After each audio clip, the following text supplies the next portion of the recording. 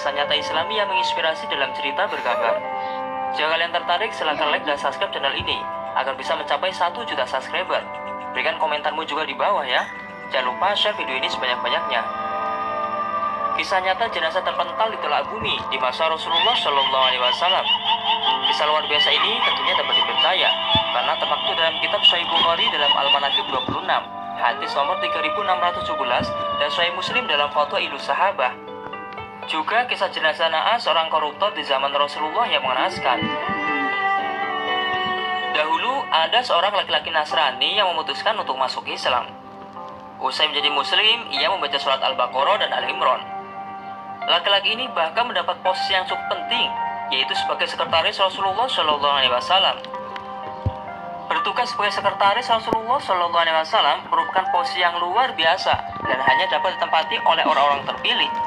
Mengingat pada masa itu belum pula banyak sahabat yang mampu membaca dan menulis. Meskipun demikian, rupanya keimanan si laki-laki itu hanya sebatas kerongkongan belaka. Hatinya mulai dirasuki keraguan, hingga akhirnya ia rela meninggalkan Islam dan memilih kembali ke agamanya yang dahulu. Bukannya menyesal menjadi murtad, laki-laki itu malah meremehkan Nabi Muhammad SAW.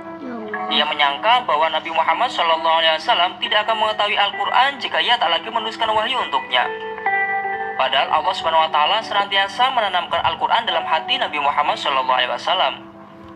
Siapa sangka ketika takdir sudah ditetapkan Sang Maha Kuasa, tak lama kemudian Allah Subhanahu Wa Taala mewafatkan laki-laki itu sehingga ia mati dalam keadaan kafir.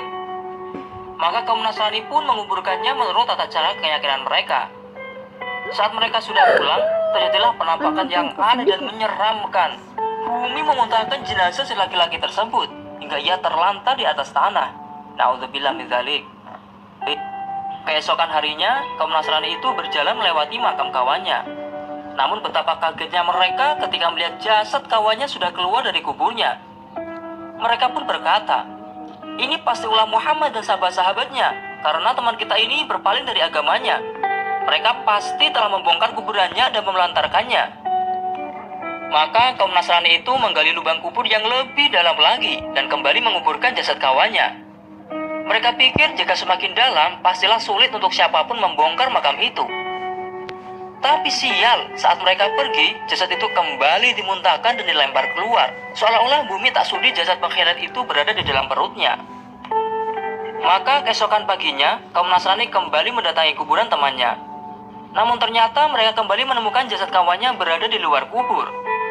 Mereka pun kembali berkata, "Ini pasti ulah Muhammad dan sahabat-sahabatnya, karena teman kita ini berpaling dari agamanya. Mereka pasti telah membongkar kuburannya dan menelantarkannya." Maka mereka pun menggali kuburannya semakin dalam lagi, sedalam yang mereka mampu. Tanah yang tadinya standar pemakaman kembali digeduk semakin dalam, agar tidak bisa dijangkau oknum-oknum biadab yang hendak mengusik makam itu.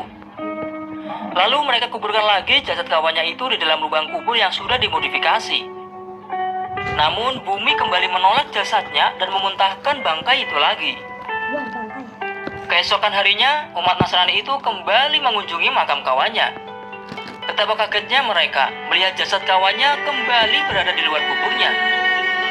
Mereka pun menyadari bahwa bumi telah menolak jasad kawannya, dan ini tentu saja bukanlah perbuatan manusia. Akhirnya mereka pun meninggalkan dan mencampakkan, bahkan membuang jasad kawan mereka begitu saja. Karena kalau dikubur pasti lompat lagi dah. Oke, coba kita ulang animasinya biar mayatnya pusing mencelat di kuburan. Iya, wow. Oke, maaf Dion, gak ngaruh sih. Oke sedulur, payuki sangat kita suyo tansa iling toat lan tresna dumateng Gusti Allah lan Rasul. Jangan sampai kita menghina dan merendahkan Nabi dan zuriat-zuriatnya, karena kita pasti mengharap syafaatnya di akhirat kelak. Apakah kalian pencinta Rasulullah SAW?